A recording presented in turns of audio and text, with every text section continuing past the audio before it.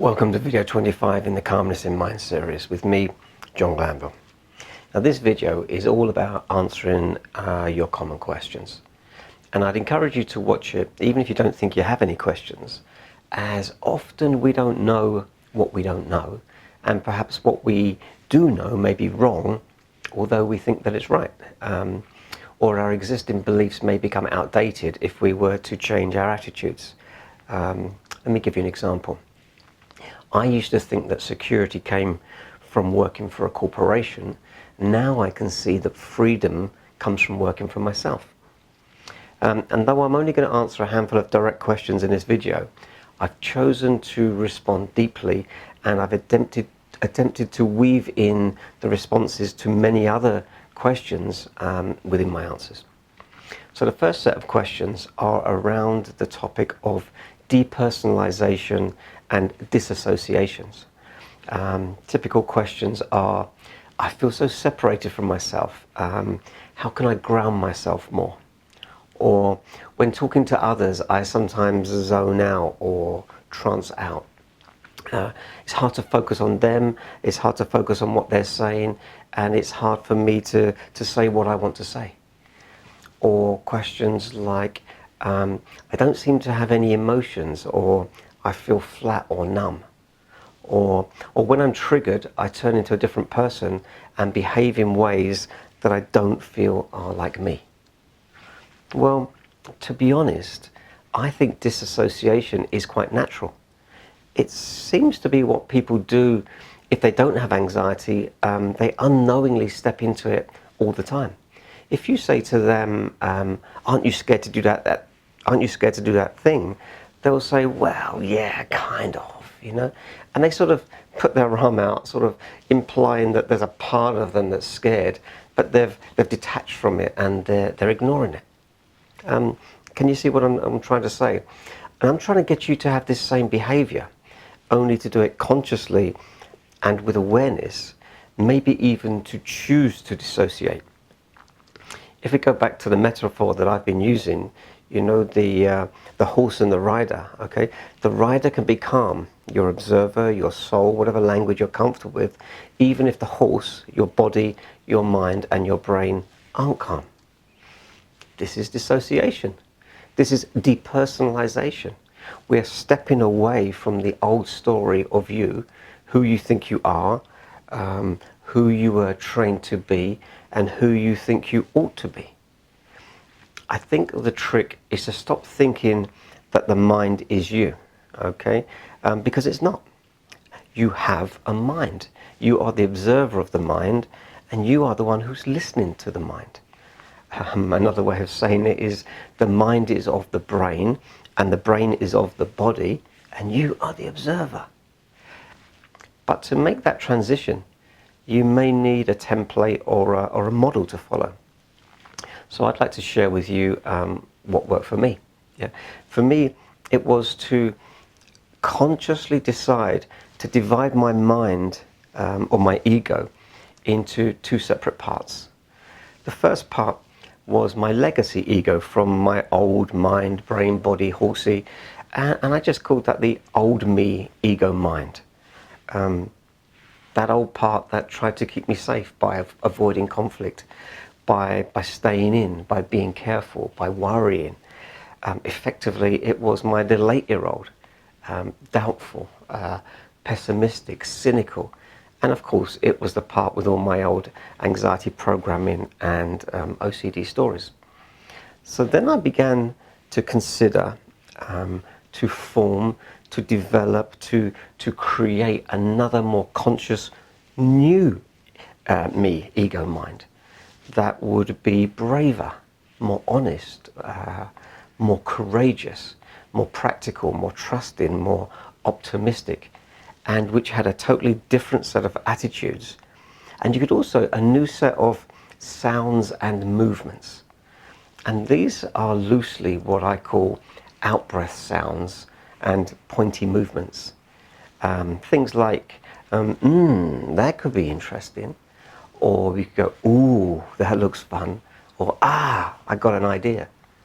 Whereas the old me ego mind had more in-breath sounds and sort of defensive and twitchy movements, like, no, stop, oh, I can't do that, that won't work, no. Now, of course, I'm exaggerating, but can you sort of see where I'm going with this? A sharp intake of breath, that invokes the startle response, and a slow out-breath, that invokes the rest, digest, and repair responses, the good ones, the ones that recharge your body and repair your body. I think that if you're going into action, you want to be tricking the body as much into calmness as possible, and then accepting whatever discomfort is left over. To me, the out-breath is the breath of courage. You know, charge, or stop, or yeah, we could do that. Okay, so we're learning to develop a temporary bridging ego that takes us from the mind of the horse, you know, the old you, over to a new mind, okay? The mind of the rider, the mind of an adult mindset, you might say, okay? Which is powerful, which is optimistic, has attitudes that are life-enhancing, that are positive, has intentions that you've chosen to attempt to live up to. Now, of course, we're still using our ego, you know, the horse's ego, to do this with. So it's a bit of a game, but I think it's a very useful game to play nevertheless. I hope this is making a little sense. We are detaching from the concept that you are your mind, that your mind knows what's best for you, or that you even need a mind. We all know that in an emergency, we just react, you know. We just do our best. We just instinctively respond without thinking. Why? Because there's no time to think. Like if you're driving and an incident occurs and you take immediate, evasive action, you don't think about it, okay? There wasn't enough time to think about it. You just responded. And if that response was good, the ego steps in and takes credit. Says, well, how cool am I? But if you messed it up and crashed, then the ego tries to separate from that responsibility by calling you an idiot. And as I mentioned in earlier videos, Einstein famously said something like, the mind is a very poor master, but a very useful servant. So what I'm suggesting really is, can observer you orientate your awareness to the mind when you need to think about something, and then when you don't, can you place your conscious awareness elsewhere and ignore all its unconscious ramblings? Or perhaps another way to look at this is, because it's always now, and here's the next now, and the next now, and the next now, are the thoughts of the mind about the past, the now, or the future in any moment? Because only one of those is actually based in reality, which of course is the now. In every new now, and it's always now, you can be anybody or anything that you want to be. And will you be listening to the old ego mind stories or the new ego mind stories? As I've said before, your past does not have to define who you are or what you do in this moment called now. Yet it is what you do in this moment called now that will influence your future, not whatever you did or happened to you in the past. Plus, of course, what you do in this moment now will become your future past memories. I hope you can see how powerful this is. Let me put it another way. If when you die, the body or your little horsey perishes, and the formless other part, your soul, moves on, in that moment, there will be a detachment, a depersonalization, a disassociation. Therefore, why can't you make that distinction now, in the middle of your life? And if you're smart, you'll learn how to stop. You'll learn how to hop, okay, between both aspects, the body or the mind, or the observer of the mind. If you're having sex, you might want to have your awareness inhabiting the body to get the maximum pleasurable experience. If you're in pain, maybe you want to detach your awareness back to the formless observer. Let the pain be the body's problem and not yours. So can you see that if you're resisting detachment, if you're resisting disassociation, if you are rushing to get back into the body, clinging on to who you think you ought to be, then just maybe you're limiting your ability to grow. Now, for those of you who really zone out, really trance out in the middle of a conversation, okay, there is usually, but not exclusively, some sort of past trauma, shock or injury from a severe or life-threatening happening. And although I'm not a fan of labeling things, post-traumatic shock or PTSD is as good a description as any other for this particular topic. It's as if our unconscious mind, our little 8-year-old, our protective personality, ego, puts some space between our conscious mind and the true memory of the story, which is stored in the unconscious mind. Plus the pain, the repressed anger, and the stuck energy from that trauma may be trapped in the body, in the atomic energy battery, compressed and ready to explode out in any given opportunity, which of course is actually a good thing, though because it feels like anxiety, anger, or rage, we often in error try to keep everything held down. I remember a man telling me about an abusive event he experienced in his childhood, and he said, even though as it was happening to me, it was as if I detached so much from my feelings and so much from my body that it was like it was happening to somebody else. It was somebody else down there, not that boy, that me. It's as if the unconscious mind says, that was so horrible. We don't ever want you to feel that way again. So we'll hide the reality of what happened from you, okay, or change the story of what happened. And if it seems like a similar situation is happening again, we will just automatically detach you from your body and that pain, just in case. So the unconscious mind pulls your awareness from your feelings and into your mind, where you may get hooked into a tranced out, foggy mind state. You may not be able to concentrate on what you want to say, or you may react surprisingly by getting angry or becoming submissive, or perhaps feeling socially very, very awkward.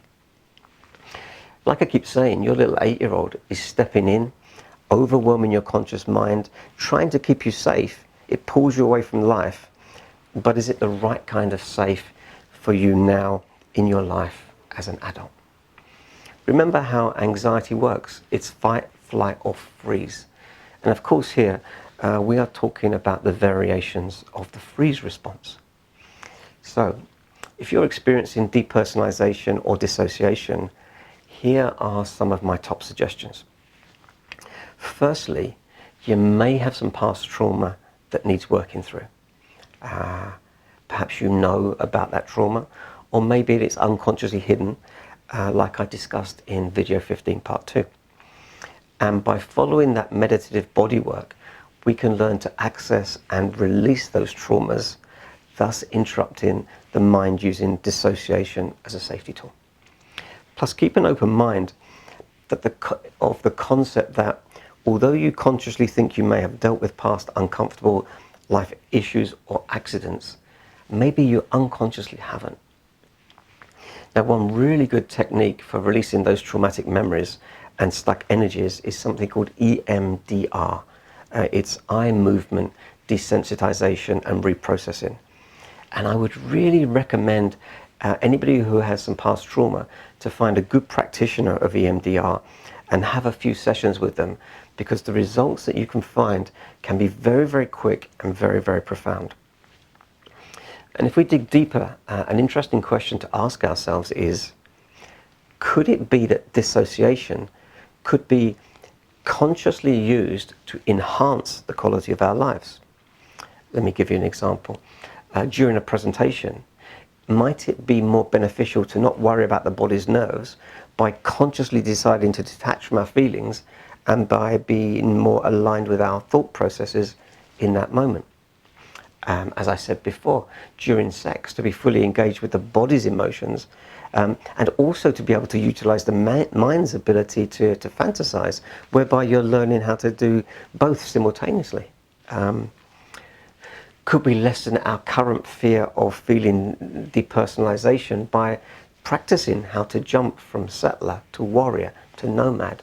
Like I've said before, expanding our repertoire of who we are, how we feel, and what we do in any particular moment. For example, It's easier for a warrior to separate from their emotions, thus enabling them to take control of a situation or take action. I guess what I'm trying to say is you don't need to get too identified with either your thoughts or your feelings once you start to move through past traumas. You can choose consciously in any moment whether thinking, feeling, or just taking action is the best for you, regardless of which states of mind or which states of bodily emotions are being automatically proposed to you by your past conditioning. Now, dissociation commonly brings on social anxiety due to a fear of what others might think of you if you were to zone out, or if you were to freeze, or if you were to suddenly get angry, or if you lose the topic of what you're thinking about or talking about in a conversation. So the secret to embracing and then overcoming social anxiety is obviously to stop caring what people think about you, which, if you haven't discovered already, is a very large part of what I'm teaching in this course. Plus, of course, you'll never really know what they think about you anyway. What's important is what you think about yourself. Now, to do this, two strategies spring to mind. Firstly, if after your settler, your next most dominant character is your nomad, then use social encounters as a time to be more playful. For example, if you zone out, don't say anything, okay? Just wait to see how long they wait for you to respond, or how long they keep talking even though you're just staring over their shoulder in some kind of trance, okay? If you forget a word, okay, let them try and fill in that word for you. And as they keep guessing, just keep saying, no, that's not it. No, that's not it. Until eventually you both start laughing. Anxiety and OCD, they tend to make people quite serious. So becoming more playful is a very, very powerful tool for growth.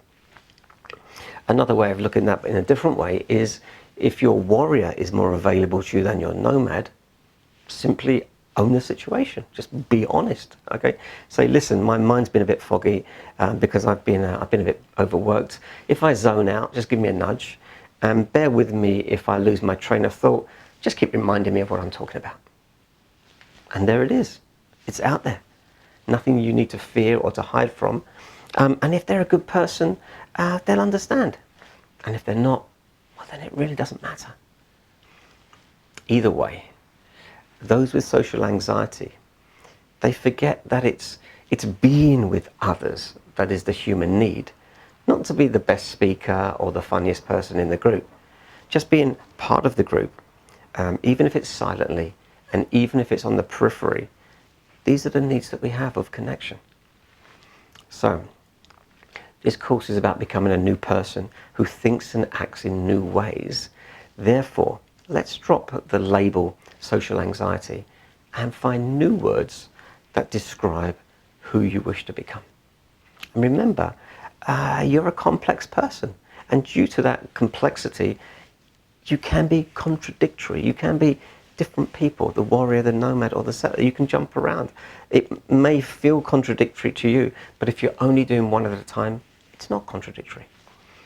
Like I've said before, I'm an extrovert sometimes and an introvert at other times. Perhaps you could say I'm an introverted extrovert.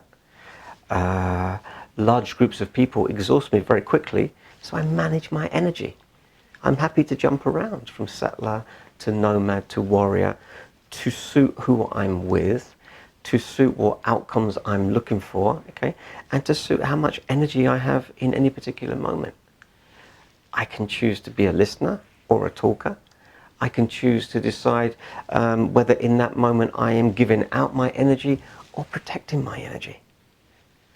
So don't necessarily see dissociation as a bad thing.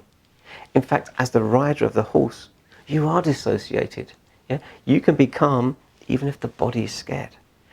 You can take action even if the body doesn't want to. You can still smile and be present even though the OCD mind has stalled or is just buffering. So much of anxiety and OCD is the addiction to monitoring feelings and thoughts. And by doing so, we seem to miss out on the chance to experience life as it is in that moment. Now, I'd like to finish this question with a suggestion and a perspective.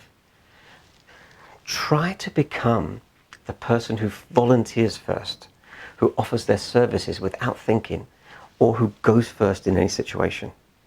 Because this will force you to behave in new ways where you have to think on your feet, you have to accept what is, you will be out of control, and temporarily you will be the center of attention. You know? I think the simplest way of doing this is at a meeting where the leader says, let's go around the table and introduce ourselves. Who wants to go first? And you just put your hand up and say, me. And then you just get it over and done with, okay? See what comes out if you don't have time to plan. At worst, you'll bumble, but nobody cares because they're just happy that they didn't have to go first. And at best, you'll surprise yourself with what comes out when you just trust yourself and don't overthink everything. Which is cool, is what I'm teaching here. It's what I'm teaching you to do. And if you go first, then you can just sit back and enjoy everybody else's discomfort as they worry about what to say and what people will think. And, oh my God, she just said what I was about to say, blah, blah, blah, blah, blah. Actually, it can be really funny. Acknowledge too that by going first, your behavior will have set up a virtual reality story in the minds of those around you, which will affect how they will interact with you in the future. Yeah. Oh yeah, she's the confident one that volunteered first. Perhaps see some of your actions in life a little more like removing a sticking plaster. You could rip it off slowly and go through lots of anticipation, fear and pain, or you can just rip it off and get it over and done in an instant. One uses lots of energy and the other hardly any. And my last comment in this section is about our feelings. Are we reading too much into them? You could be sad and go and cut the grass. Yeah? You could be happy and go and cut the grass. You can be exhausted but still go out and cut the grass. Or you could sit around waiting until the feeling in your body tells you that it's okay to go and cut the grass and the story in your mind is in alignment with it. Now this is a trap. It's the procrastination trap and it's the OCD trap. Right? And what we're doing is we're breaking those loops via exposure therapy, exposing ourselves to new behaviors regardless of how we feel about it and regardless of how it makes us feel and regardless of the stories in our minds about it. I think that your intentions should transcend your thoughts or feelings. And this is how we move forward in life as a new, calmer person. And calmness is a funny thing. Because as you begin to experience more calmness, it is in fact the best environment for your trapped trauma to come up and to escape from. Okay? Like when you burst out crying after a massage, or your body starts shaking and twitching in the relaxation section at the end of a yoga session. So you lay down on bed to relax, okay? And if you start getting anxious, it might not be anxiety. It could be the wonderful release of your stuck energy. And if so, just sag back, accept it, yeah? Lean into it, breathe through it, don't resist it. Stay out of all the stories, keep your attention on the emotions and just let them move through you. A former client called me once in a bit of a flap and he said, John, I've been really freaking out. I've been getting better and better, but what's happening now is my brain keeps turning off, okay, and just not working, and my body has no feelings, and it's really, really scary. And I said, yeah, I know. This is called calmness. And he just burst out laughing, okay? He was 34 years old, and that was the first time he'd ever experienced calmness since he was about 7 years old. He'd forgotten what it was like, okay? It was a foreign emotion, okay? And it was one that he had to become readjusted to. He'd always been bouncing between distracting himself from his anxiety and checking himself to see how he felt about everything. And that's an exhausting loop to reside with him. Now, these are crazy times, okay? And it's almost as if everybody and everything are competing to catch our attention, to scare us into doing this or that, and trying to leech every last drop of energy out of us. But when you step back when you detach, when you dissociate, when you breathe out, okay, it can be all right on the inside, okay? It can feel like nothing, and I think that's okay. And from this point of no feeling, which uses no energy, you can go to happiness or you can go to fear. And remember, fear isn't necessarily a bad thing. Fear could be exciting, life-changing, exhilarating. Some people like being scared. Films, roller coasters, thrills. But know this, every emotion uses energy. And I would really suggest that you use your energy wisely. Okay, to the next topic. Many of the questions I receive are about ERP, exposure and response therapy, okay, which is core to everything I'm teaching and without doubt the most effective way to overcome anxiety and OCD. ERP is exposing yourself to the very things that make you anxious, then cleverly tricking and manipulating your brain and body into reacting in new calmer ways, which subsequently recalibrate your brain, okay, and remove stress from your body.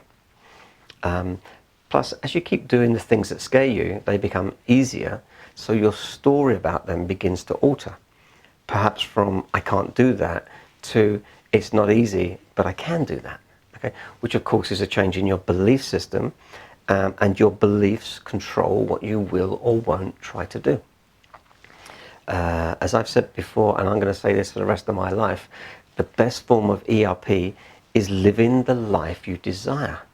Because as you do the things you know you need to do, it will probably scare you. However, the more you do them, the easier they will become to do. And this is why having clear intentions of how you want your life to be gives you a roadmap, okay, of where you need to expose yourself to grow, okay, whether that's through job interviews, whether that's through dating, traveling, or whatever you need to do. Now, the common question that I'm asked are things like, John, can you remind me what ERP is? How many types of ERP are there? How can I stop checking my body? Yeah. How can I do ERP when it's so scary? How can I do ERP on a compulsion? And can I use ERP on intrusive thoughts? Now, in one way or another, these answers are built into my videos, which is why I keep asking you to go back to the videos and watching them in order around and around. They are structured in a way that teaches you many ERP techniques, and the homework that I propose usually points you towards tasks that will push your buttons, which of course is exposure therapy. And as you do this work, acknowledge that anxiety and OCD will always try to sabotage you from any efforts that you might take to do the exposure therapy. It'll say things like, oh, that's too scary, or you don't have time, or that won't work, or John obviously doesn't understand what you're going through, or, well, it's just the way I am, so there's no point trying.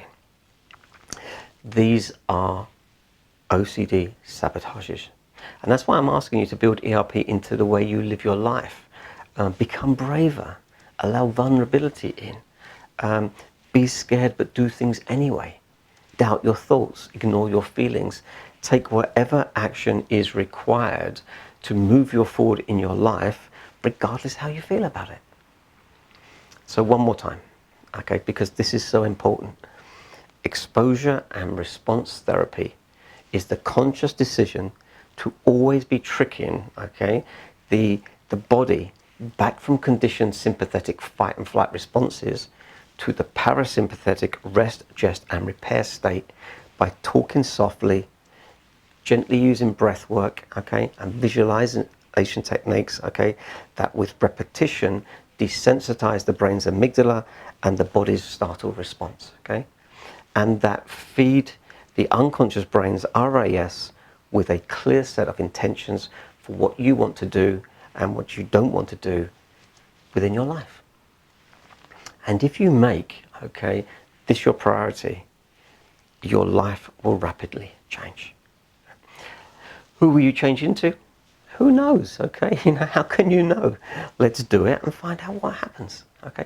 But at the moment, you're anxious. Let's just see what happens. So, how many types of ERP are there? Well, there are hundreds and hundreds, okay? Plus, you can mix and match them until you can discover whatever works for you. Yeah, you have to experiment. But let's do a basic recap. If you remember back in video number 3, your body responds to your thoughts, okay, and your movements. So, though you can't change your unconscious internal dialogue, you can talk over the top, slowly and softly, okay? And you can sag your body, even if you're scared. It's the starting point. In video 8, I taught you the tapping, okay? And if you haven't explored this, and if you aren't using it daily when you get anxious to calm yourself down, then you are missing a golden opportunity for change. And if you're not getting anxious each day, then you're not exposing yourself to life enough. Then we have the tapping each morning to pre-worry, okay? And each evening to de-stress, to de-stress ourselves, which I outline in video 14. And if you're not doing this, then you haven't even begun this course yet, okay? And I know doing this looks stupid, I know it seems silly, but that's why I spent the first half of video 8 explaining to you why it works, teaching you how ERP works, and why it's the most reliable way to uncondition your conditioned anxiety and OCD responses. Then I taught you diaphragmatic breathing, okay, in video 11, which invokes the parasympathetic rest, gest, and repair responses, okay. In video 15 part 2, I taught you how to go looking for landmines, trapped stuck energy in your body from past traumas, okay, and how whilst in a calm state, we go back to the very thoughts that scare us, we agitate them, then learn to relax, okay, as the energy flows out of us, and we keep our focus on the energy and out of all the stories. And if you're still scared, you just talk softly. I accept this. I accept this. I surrender to what's happening. And we just allow this energy to escape from us. I built clever ERP routines for you into 4 hypnotic audio recordings. I hope you've managed to listen to them maybe 5, 6, 7, 10 times. Okay. Remember, this is all about repetition, repetition, and more repetitions. Those audio recordings work wonders on your unconscious mind, especially if you use them each night as you drift off to sleep. There's a lot of suggestions in there, and there's a lot of reprogramming going in there that will safely make changes to your unconscious mind. Even me teaching you about warriors, settlers, and nomads, it's exposure therapy. Okay, when you step into the warrior aspect of your personality and say no to a person, okay, the first time it feels awkward, the second time a little bit easier, and the third time, well, it kind of feels okay. Right? You just get used to exposure therapy, and it works by updating your brain and your body's responses. When you step into nomad and become a little bit more playful, do some silly things, fool around, this is exposure therapy. Remember, as I said before, lots of people with OCD have difficulty being playful. They have difficulty looking stupid, letting their hair down, okay? And these are new things that we need to experience and step into. Will it make you feel awkward? Yeah, but you get used to it. You let it go. What you can do is gently expose yourself to these practices until they become more normal and they become your new behavioral repertoire. It broadens, which is obviously a good thing, so you can go out and do more things with your life. Is it easy? No. Is it worth it? Absolutely. Will it take lots of effort? Yes, it will. Okay. And will your OCD try and stop you? You bet it will. So the new intention, okay, the new attitude becomes, though ERP is scary, I won't let my OCD win. Otherwise, I'm going to always have OCD. And if you end up saying, well, it's so scary, I just can't do it, well, then you're going to have to accept that you're going to always have OCD. And if you come to that point, you ought to ask yourself, is there a secondary gain I'm getting from keeping OCD? Such as not having to leave home or not having to get a job. Or if you did get work, you might lose some sort of financial benefits. And ask yourself, when I program my OCD out of me, okay, do I have the right skills to get on with living my life? And I'd say, if not, start working on developing those skills now, as well as the ERP, or as a part of the ERP, to go out and learn new things. Will it scare you? Yes, it will. But that's good because it's ERP in action. Now, I'm sorry to be so blunt, but somebody has to tell you the truth. Another form of ERP is deciding what you want from life, defining your intentions, and then programming them into your RAS, okay, the brain's reticular activating system, so it is unconsciously working for you rather than against you, as I explained in video 18.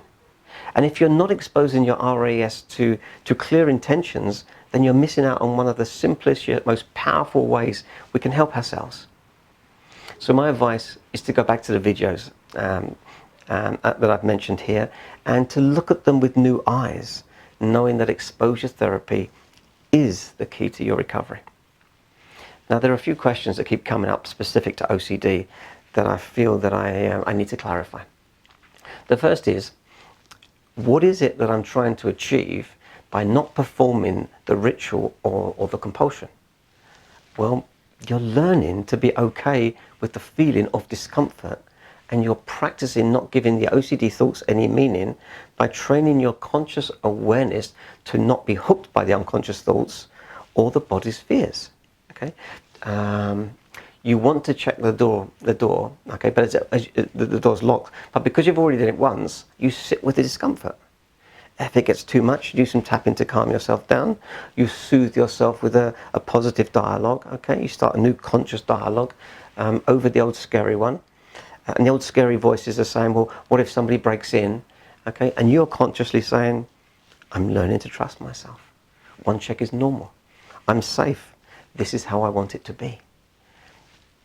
And please acknowledge that ERP is not about stopping the thoughts or the feelings, but about becoming more comfortable with them and learning to ignore them, to ignore the feelings and to ignore the out-of-date stories and the disproportionate events that they evoke.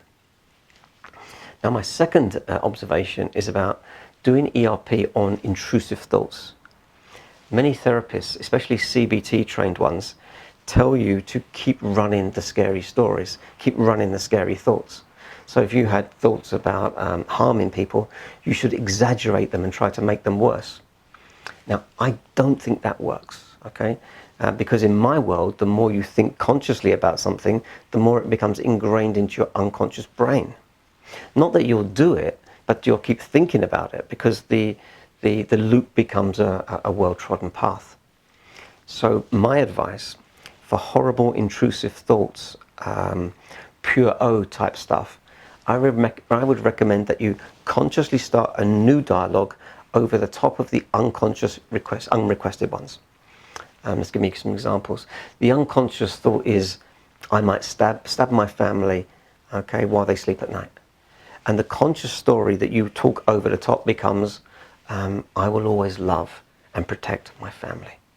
I'll give you another example. What if the thoughts say something like, what if you say something sexual? Or what if you touch that person? Then your conscious dialogue over the top becomes, I accept that deep down we're animals. However, I don't need to act on any of those evolutionary animal tendencies. I never have and I never will. I possess integrity and I respect others and I trust myself. Can you see what I'm doing here? You're not arguing with them. You're not trying to make them worse. You're trying to learn to just let them be, and you put your new intentions over the top. You talk about how you want to be. It's very, very powerful. Another familiar comment is, I still struggle with resisting some compulsions because something bad might happen to me or somebody I love if I don't complete that compulsion.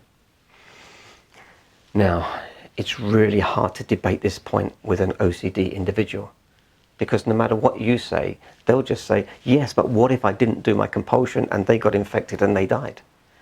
And you can't really argue with that. But what you can do is remember that OCD uses the strategies of a child, a little 8-year-old. These are the things that a child would say. You know, like, I don't walk on the cracks in the pavement because it keeps my family safe. Can you see too that you are unknowingly taking responsibility for the health of a loved one when they may not be bothered to the same degree as you are? You often see this with the people who need to clean things. They say, well, if I don't disinfect everything, that person I love might get sick. But if you ask the other person if they're worried about getting ill from a not disinfected thing, they say, well, not at all, doesn't enter my head. Therefore, unless your level of concern matches their own level of concern for themselves, then you are inflicting your childlike OCD fears onto them, which is neither fair nor loving. It's actually quite controlling and rude. Your OCD is masquerading as you being caring, when really you're being manipulative and probably quite annoying and certainly very childish. So in these instances, I would suggest that you protect them only to the degree that they would protect themselves. Okay, this should be the measure of your responses. Anything greater than that, then this is just your OCD sending you on a merry dance. Now, I've also had many questions about when to use each type of ERP. So, and there's no answer to that question, so I'm going to give you some basic guidelines. In the beginning, when you start, it's all about learning to calm yourself down. So the tapping, the breathing, the sag in your body, the gentle internal dialogue, these are the great start points. You get anxious and you calm yourself down, okay? Once you can calm yourself down, then you begin to do the basic exposure therapy via the tapping to visualize your fears and then calm yourself down, like I talk about in video number 8. And this begins the process of you learning how to retrain your amygdala. Once you've done the visualization side of things, you can then step out to do the actual compulsions in real life, to touch the things you don't want to touch or resist the things that you need to resist, okay? You do the very thing that scares you, or you stop doing the thing that calms you down. It makes you anxious, you learn to sit with that discomfort. And you learn to sit with that discomfort for longer and longer periods as you do more and more of the exposure therapy. If it gets too much, go to the tapping or whatever techniques work for you and calm yourself down. And then you start again. And then you start again. And then you start again. And you sit with it for longer and longer and longer. And once you get better at resisting the urges and the compulsions, you choose bigger and bigger challenges that push your button. And as I've said before, remember, the goal is not to stop the thoughts or the anxious emotions. It is to become more competent at accepting and ignoring them, sagging into them, surrendering to them, keeping your conscious awareness off of them. People without anxiety, they still feel uncomfortable doing new things. They still have doubtful thoughts too. They're just okay with them, right? Because getting on with their lives and taking action is more important to them, okay? Because that's the attitude that they've chosen to adopt. And once you start doing this, okay, you can then move to the next level, which is looking for the landmines, looking for the repressed traumas, okay, which I outlined in the video 15. And finally, you advance to the bigger letting go techniques, such as the walking meditation that I teach in video number 23. Now, what is good, okay, is I've known many a person who, when they started to face their ERP head on, within just a day, okay, they could really handle great volumes of discomfort. And they even makes them laugh at how the drama they used to do, okay, because actually suddenly it's all right with it. I don't like it, but I can sit with this, okay. And for some people, this whole thing can just change in a second. You just, oh, okay, I can sit with fear. All right, fair enough. Oh my God, what a change in attitude. It's really worth playing around with this. Another question is, often asked is, could we use rituals or compulsions in our favor? And this is an awkward one, okay? And the answer, of course, is a kind of yes, okay? In its simplest form, you can be obsessive about things that take your life in the direction you want it to go. I'm a little bit obsessive about answering questions in my Patreon site and making these videos. Yeah, and it's taking my life where I needed to go at this phase of my life, okay? Or you could become obsessive about fear and control and remaining stuck in all of these loops that you have. The choice is yours, really. Another way of looking at it is If the compulsion is stopping you from living the life you truly wish for, then it's not in your favor. Therefore, don't defend it, okay? And don't try and justify it, okay? And see if you've got cover stories that you're using that allow you to trick yourself into thinking that this is the right thing to do when you know that it's keeping you stuck. So,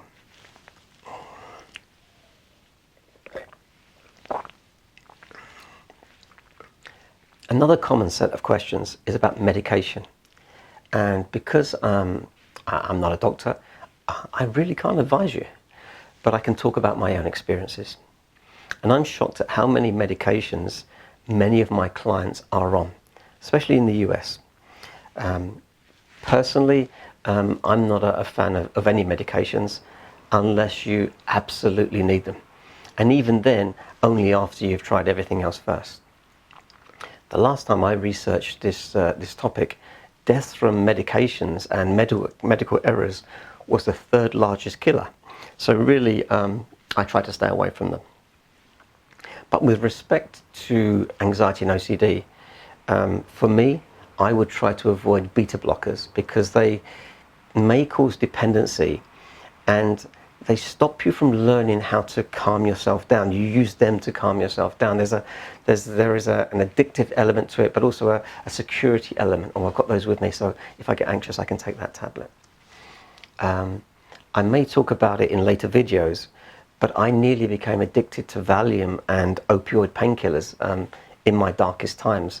And although they made bad times seem less bad, they did seriously hinder my path to recovery at that time.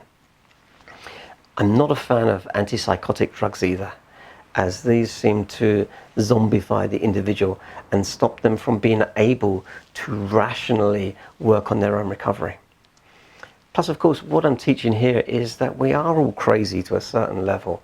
Like I discussed in video 17, where I examine how our brain interprets our senses, and that we need to learn how to be okay with silly thoughts, out-of-date behaviors, contradictory needs, and being out of control of life, because we are out of control of life.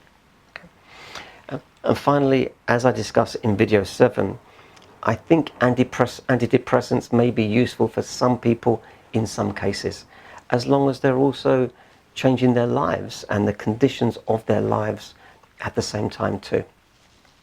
I'm not a fan of high doses of SSRIs or of their long-term use, okay? And I would certainly urge people under the guidance of their doctor to slowly explore coming down to the lowest effective level while still learning how to interact with life differently. And of course, I need to wrap all these comments in a big caveat by saying I'm talking here about the people who really are working on themselves, changing their jobs, doing exposure therapy, exiting bad relationships, starting new relationships, developing self-worth, embracing vulnerability, and therefore becoming more courageous. However, if this is not you yet, okay, if you feel stuck, if you are being overwhelmed and you think there is nothing you can do, well, meds are an interesting way to drown out the fear and despair. But just bear in mind, though, it's often very difficult to start the journey of recovery from a deeply pharmaceutically clouded positionality. So, next question. Another common question I hear is, John, you don't speak much about generalized anxiety, GAD. Could you give us some more details?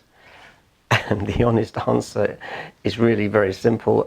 No, not really. Okay. Here's my definition of GAD, or generalized anxiety. It's what happens to high-functioning, intelligent individuals who exhaust themselves from working and worrying too hard. Their little 8-year-old unconsciously sabotages them with the feeling of anxiety, but not with any specific issue or trigger, okay, that they could easily put their finger on and define as, oh yeah, that's my problem, okay? Which, if you think about it, this is really clever strategy for a little 8-year-old to come up with. What she's really saying is, if I don't let her know exactly what is making her anxious, she'll assume it could be anything, so she'll have to worry about everything, which will quadruple her fears, okay, and make her doubt everything. Then she'll retreat from life, stay at home, and get the rest she needs. Yeah, you know the story. So if you have a generalized anxiety, I think the secret is to stop looking for a cause and go straight to the remedy. Recharge your emotional battery by learning to stop worrying. Keep tricking your body back into parasympathetic rest, digest and repair mode in every opportunity. Stop taking responsibility for things that are not your responsibility, and begin to unravel your complex personality so your warrior, your settler and your nomad are working together and not fighting each other. Become more honest about what you want and what you don't want, and by doing so will update the virtual reality in those around you, who will then start to treat you better. Okay? Then decide what you want from life and consciously keep talking yourself into it. And this is the way out of anxiety. All anxiety and OCD does the same thing, just in different ways. Okay? And the solutions are always the same. Okay, the next question. The next question is about how much energy we have and the trials and tribulations of feeling exhausted all the time. If you remember back to my video number 4, where I talked about how we seem to have a 6-month reserve of emotional energy, and that once it gets run down, our unconscious begins to sabotage us. Okay, and much of what I've been teaching you is to worry less, to take things less personally, to stop doing the things you don't want to do, to speak your mind more openly, to put yourself first, to rest more, to sleep more, to stop doing drama, to stop getting caught up in everybody else's drama, and to stop fighting life. Why? Because it takes almost no energy to forgive and to let go, but it's exhausting to be angry, controlling or frustrated. It takes almost no energy to accept, but it takes loads of energy to argue or to discuss a point and try and get your own way. It takes a lot of energy to doubt everything, and almost no energy to just trust yourself and trust others and trust life in general. It takes lots of energy when you're looking externally for validation from others, and almost no energy to learn to just be nice to yourself, to self-validate. You could say you become your own cheerleader, you become your own biggest fan. Hey, go on, John, you can do this. You're the best. Okay, it takes no energy. The unconscious might not believe it, but consciously you can believe it, and with repetition the unconscious slowly begins to believe it. It's programmable. And these attitudes, they'll help you to use less energy every day. But remember, you still need to make up that 6-month deficit. You still need to recharge the deficit of your emotional energy battery, okay? And so often what happens is a person starts doing this work, and then suddenly they feel a bit better, okay? And then they stop doing this work, dive back into life the same old way that they used to do it, and then just within a few months, all the anxiety returns. Yes, of course, because you haven't fully recharged the battery, and you haven't become that new person who lives life and looks at life very differently. Therefore, my advice, my suggestions for you is when you get those little breakthroughs and you feel a tiny bit better, that's the time that you should apply yourself even more deeply into this course or any other course, okay, that will allow you to understand yourself better, to let go of stress and to see life differently.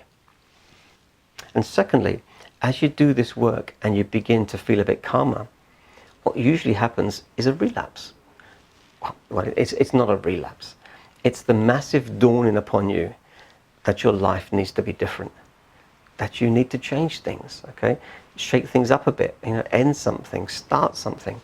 And this can be daunting, but equally it can be exciting. As Caroline Myss says, she said you could go ooh, or you could go ah, okay? And I'm trying to suggest you start looking at life and go ooh, ah, less of the ooh and more of the ah. That's interesting. And this is why I'm such a big believer in a person consciously choosing what attitude they wish to adopt as they move forward, regardless of their past conditioning. to say this is daunting, which is an ooh kind of thing, okay, is very different to say, well, this is exciting, ooh, which is an ah thing. They're very opposing stories. One pulls you back from, and the other orientates you towards. Then the word motivation. This seems to arrive. People seem to think that motivation is a real thing, but it's not. It's just a word. Better words might be needs or desires or circumstances, kind of words like that. If you were starving, you wouldn't need the motivation to go out and find food. You would just take action even though you were hungry, tired and had no energy. If your life is crap, then it is from this crap, tired, resourceless point that you will start your journey. And if you're waiting until you feel better, until you have motivation, then this is just an anxiety or a depression trap. You could say it's unconscious sabotage in action. Oh, when the motivation comes, then I'll do that thing. Or you could use motivation just to say it's a mindset. I don't want this anymore. I've had enough of this. That's a mindset. That's an attitude. It's a decision more than a feeling. I'm deciding to make changes regardless of how I feel right now, or of how tired I am right now, or how scared I am right now. I will do the work right now, okay, and the rewards will follow, okay. I'm making a better life for me now, okay, for the future me to enjoy, regardless how I feel at the moment, and even if there's no motivation. I've said this before. I read somewhere that the phrase, don't wait for motivation because activity generates motivation. I found that statement to be profoundly true, and it's worked very well for me over the years. Now, I'm not stupid. I've been in places I thought I would never recover from. It's not easy, okay?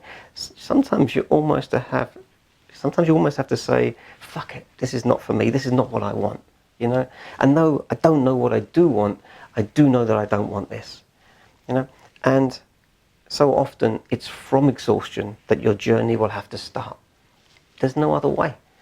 But a funny thing happens, is the energy available to you from positivity and taking action is far greater than from negativity, okay? The energy from self-respect or self-love, it seems to be far more comprehensive than the energy from fear.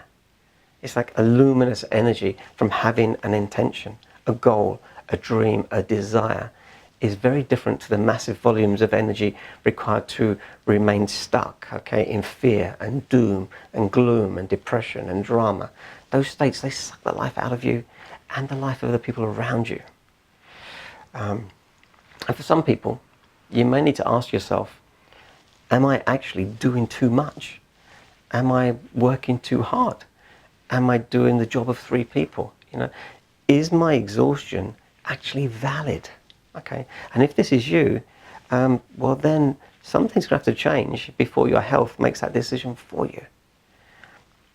Know this: where your attention goes, energy flows. We awaken that with which we energize with our attention. Are you fueling something that keeps you stuck, okay? Or are you fueling something that takes your life forward with your intentions and your stories about it? Now, I'll be making some videos about how we can consciously become aware of how much energy we have, how much energy we want to keep in reserve, and how much energy we're prepared to use each day, and how we might hold some energy back to recharge our emotional battery, okay, so that we have a full 6-month buffer tank of emotional energy, so we can more easily weather life's ups and downs without crashing out as we move forward through our lives. And then finally, some questions about self-esteem, okay? How to increase your self-esteem, how to stand up for yourself. This is a hot topic, and I'm going to make a whole video, maybe a couple of videos, all dedicated to self-esteem and confidence, and they're going to come up pretty soon.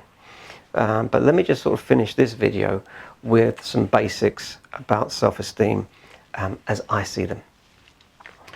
Self-esteem is the choice to try consciously and positively to lovingly be respectful to yourself at all times, no matter what, even if you mess up. Okay? And it doesn't have to be in an I'm wonderful ego kind of way. It's just I won't consciously be horrible to myself. I will accept my looks, I'll accept the fact that I'm bald, I'll accept my intelligence, I will accept my skill set, I will accept my circumstances. Why? Because they are what they are. I won't fight that which I can't change, but I will try to influence that which I can in a direction that is complementary to the quality of my life. Because I like myself, and I desire, and I deserve to have a relationship. I deserve to have a job, a home, friends, or whatever it is you think you deserve to have. It's really quite simple, although it's not very easy. You consciously talk to yourself kindly, the way you would a child. Well done. Better luck next time. It was good that you tried. I love you. Well done. And for some people, this is such an alien concept to consciously, be nice to yourself inside your head. Perhaps you never learned how to do this. Maybe your parents didn't talk to themselves nicely. Maybe you didn't have a good role model. Perhaps they told you were bad or you were useless. These days, if a person tells me that I'm an idiot or stupid or a weirdo, which they do, I just say, thank you for your feedback, okay? Then I silently say to myself, you're wonderful, I love who you are, okay? Because what they think is not my problem. I don't need external validation because my internal self-validation is loving and respectful. Even when I do silly things, which I do, okay? I forgive myself. I laugh with and at myself, but only in a loving and caring way. Did it take me a long time to retrain myself to do this? Yes, okay. It was really hard, it was really foreign, okay. Did it take lots of repetition? Absolutely.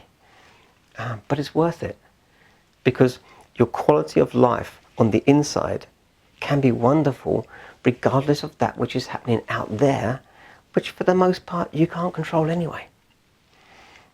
And there's one major concept that you need to understand.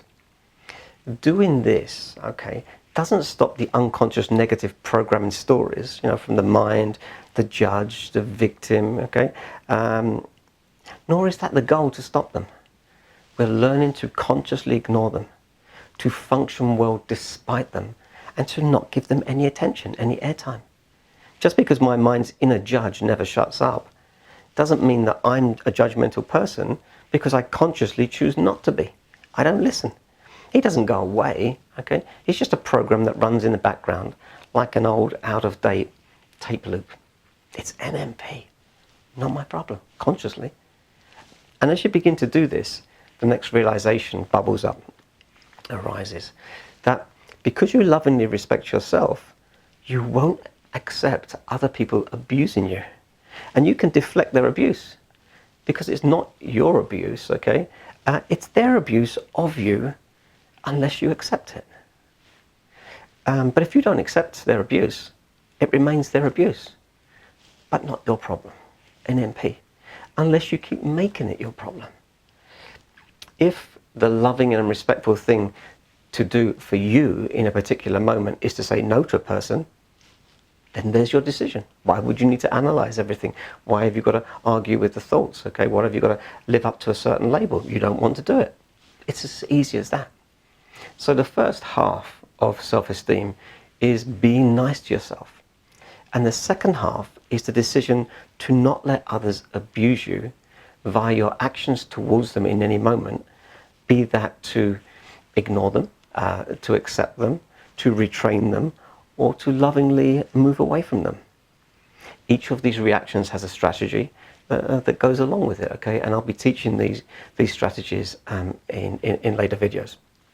However, the initial step is to realize that you have a lot more choices in any moment than you might think you do. So, self-esteem is an attitude with a set of rules that we can consciously choose to adopt should we wish. We all know that there are losers out there who think they're great And opposingly, there are geniuses out there who think they're useless, okay? So you can see self-esteem, it can be used well, it can be used badly. Okay? I think your job is to find the middle ground. Self-esteem is the decision to consciously be good to yourself, regardless of your skills, your looks, your past experiences, or any other crappy story the old ego mind proposes. Okay, we've covered a lot of ground there, okay? I think we'll end it here, okay? Lots to think about, but remember, it's new actions that we're looking for and less thinking. So until the next video, thank you all very much for watching and supporting me. It's very much appreciated.